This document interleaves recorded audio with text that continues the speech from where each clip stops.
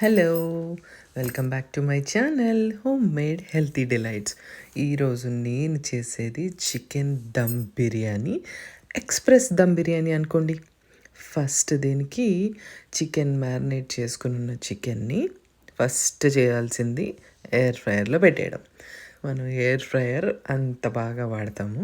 So, first మనం దాన్ని air ఫ్రైయర్‌లో పెట్టేసి యాజ్ యూజువల్‌గా మన స్టైల్‌లో దీన్ని 35, 350, 360 డిగ్రీస్ దగ్గర ఒక 25 మినిట్స్ దీన్ని ఫ్రై అవ్వనివ్వాలి.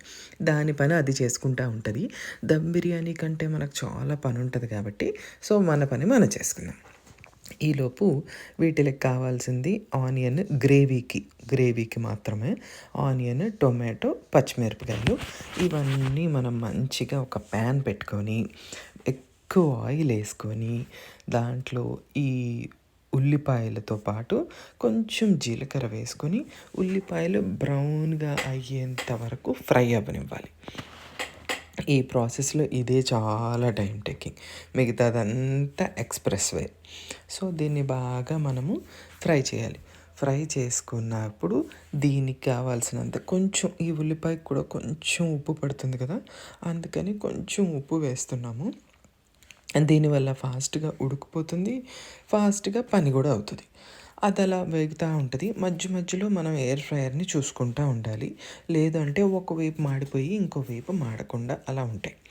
సో, మనం చికెన్ రైస్ కోసం అని చెప్పి ఫస్ట్ మనము ఒక ప్యాన్ పెట్టుకొని దాంట్లో మన బిర్యానీ సామాన్లు అవన్నీ ఉంటాయి కదా, వాటిల్లో ఇది రైస్కి సరిపడినంత వరకే కాబట్టి అందుకని ఒక్కొక్కటే వేసుకోండి, ఎక్కువ వేసుకోవద్దు.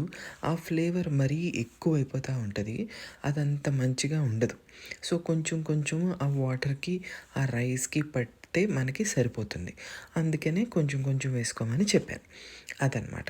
అన్నీ అయిపోయిన తర్వాత అన్నీ వేసేసుకున్న తర్వాత పచ్చిమిరపకాయలు చీల్చకుండా కొంచెం చిన్న ఘాటుల్లాగా పెట్టుకొని ఒక 4, 5 పచ్చిమిరపకాయలు, వాటితో పాటు ఒక్క స్పూన్ అల్లం వెల్లుల్లి పేస్ట్, మళ్ళీ ఫ్రెష్ పుదీనా ఉంటే చాలా బాగుంటుంది. నా దగ్గర డ్రై ఉంది, సో నేను డ్రై వేసుకున్నాను. ఇది మధ్యలో ఒకసారి చూసుకున్నప్పుడు మనం ఒకసారి తిప్పుకోవాలి, ఎయిర్ ఫ్రైయర్ని చూసుకుంటూ ఉండాలి, మధ్యలో ఒకసారి తిప్పుకుంటూ ఉండాలి. తిప్పేసుకొని దాన్ని మళ్ళీ పెట్టేసుకొని మళ్ళీ మనం రైస్ దగ్గరికి వద్దాం. ఇప్పుడు కొత్తిమీర వేసుకొని, ఇది నేను ఇంకా స్టవ్ ఆన్ చేయలేదు, దానికి సరిపడా ఎప్పుడైనా కూడా అందరికీ తెలిసినదే వాటర్ ఉప్పగా ఉండాలి చాలా, అప్పుడే రైస్కి సాల్ట్ పట్టుకుంటుంది. వాటితో పాటు కొంచెం నిమ్మరసము, మన దగ్గర కెటిల్స్ లాంటివి ఉంటాయి కాబట్టి ఇది ఎక్స్‌ప్రెస్ వే కాబట్టి దాంట్లో మనం హాట్ వాటర్ని పెట్టేసుకొని ఆ వాటర్ని తీసుకొచ్చి దీంట్లో వేయాలి. వేసిన తర్వాత మనము ఈ ఆనియన్ ఈలోపు బాగా ఫ్రై అయిందో లేదో చూసుకుని దాంట్లో టొమాటో కూడా వేసేసుకొని, టొమాటోలు, పచ్చిమిరపకాయలు 2 వేసేసుకొని, టొమాటోలు కొంచెమే, ఎక్కువ కాదు, కొంచెం సాఫ్ట్గా అయ్యే వరకు వీటిని ఫ్రై చేసుకోవాలి. ఫ్రై చేసుకుంటే సరిపోతుంది. దానికి తగ్గట్టు దీంట్లో కొంచెం ఈ ఉల్లిపాయలకు కూడా కొంచెం అల్లం వెల్లుల్లిపాయ పేస్ట్ వేసుకొని అది పచ్చివాసన పోయేంత వరకు ఫ్రై చేసుకుని అప్పుడు ఒక్క స్పూన్ మసాలా పొడి వేసుకుని బాగా ఫ్రై చేసుకోవాలి. తర్వాత ఈలోపు మనము రైస్ కోసం అని చెప్పి నీళ్ళు ఎసరు పెట్టుకున్నాం కదా, అది బాగా పొంగుతూ ఉంటుంది. ఆల్రెడీ మనం హాట్ వాటర్ వేసేసాం కాబట్టి బాగా బాయిల్ అయిపోతూ ఉంటుంది. సో, దానికి నేనేమి బియ్యం నానబెట్టుకోలేదు, ఒక్కసారి కడుక్కొని ఒక 10 నిమిషాలు నానబెట్టాను అంతే. ఆ బియ్యంని తీసుకొచ్చి ఈ రైస్లో వేసేసి దాన్ని పక్కన పెట్టేస్తాము. హైలోనే నేను పెట్టాను. దీన్ని ఇలా పక్కన పెడితే ఈలోపు మనం చికెన్ పెట్టుకున్నాం కదా, అది ఫ్రై అయిపోతుంది. చక్కగా మనము ఈ ఉల్లిపాయ టొమాటోని బాగా ఫ్రై చేసుకున్నాం కదా, దాంట్లో ఈ ఎయిర్ ఫ్రైయర్లో ఉన్న చికెన్ని తీసుకొచ్చి దాంట్లో వేసేస్తాం. వేసేసి మామూలుగా ఎయిర్ ఫ్రైయర్లో కూడా అన్నం వేయచ్చు, కానీ నాకు ఎక్కువ టైం పట్టినట్టుగా అనిపిస్తూ ఉంటుంది. అది కాకుండా ఈ ఉల్లిపాయలు ఆ చికెన్కి ఆ మసాలా అది బాగా పట్టుకున్నట్టు అనిపించదు. అందుకని ఇలా చేస్తాను విడివిడిగా. కావాలనుకుంటే మనం ఎయిర్ ఫ్రైయర్లో కూడా రైస్ వేసేసుకోవచ్చు. ఇప్పుడు దీనికి ఇలా కూడా ఉంటుంది, మంచిగా ఉప్పు కారం ఫ్రై అవుతుంది కాబట్టి ఏమన్నా సరిపోకపోతే ఇప్పుడు ఏమన్నా అడ్జస్ట్ చేసుకోవచ్చు. నేను ఎప్పుడు వేసినా కొంచెం కొంచెమే వేస్తున్నానండి, మీరు గమనించండి. నేను ఎక్కువ ఎప్పుడు వేయట్లేదు, అది కూడా మీరు చూసుకొని వేసుకోవాలి.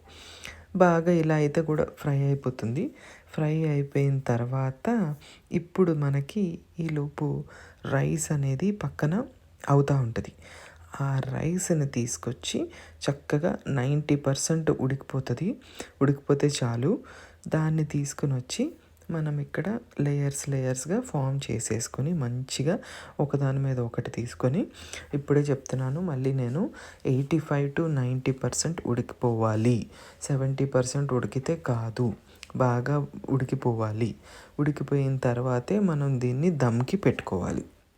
ఇప్పుడు దీనికి కరెక్ట్గా సెట్ అయ్యే ప్లేట్ ఒకటి ఉంటుంది కదా, ఆ ప్లేట్ని మంచిగా బోర్లిచ్చుకొని, మనం అన్నం ఉడకపెట్టుకున్న నీళ్ళు ఉంటాయి కదా, ఆ గిన్నె తీసుకొచ్చి దీని మీద పెట్టేసుకొని సిమ్లో ఒక 30 minutes దీన్ని అలా వదిలేయాలి.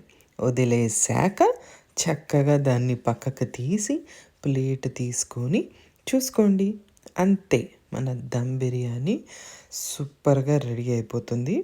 దీనికి ఎక్స్ట్రాగా మనకి ఏమీ అక్కర్లేదు. ఆ చికెన్కి ఉన్న స్పైస్ ఆ రైస్కి అది అలా సరిపోతుంది.